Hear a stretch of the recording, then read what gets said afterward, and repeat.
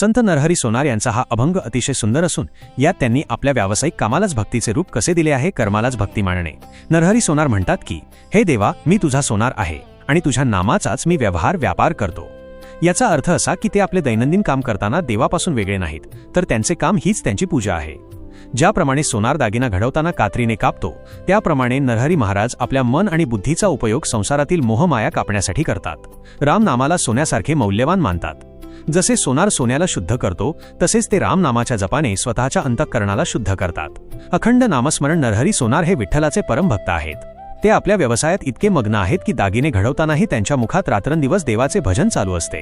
काम करता करता भक्ती कशी करावी याचा हा आदर्श वस्तुपाठ आहे। हा अभंग आपल्याला शिकवतो की देव फक्त मंदिरात नसून तो आपल्या कर्मात आहे। आपले काम प्रामाणिकपणे आणि देवाचे नाव घेत करणे हीच खरी भक्ती आहे। या संपूर्ण अभंगाचा भावार्थ जाणून घेण्यासाठी चॅनलला सबस्क्राइब करा व बेल आयकॉनला दाबून नोटिफिकेशन ऑन करा, जेणेकरून नवीन व्हिडिओ आल्यावर आपण पूर्वसूचना मिळेल। धन्यवाद। रामकृष्ण हरी।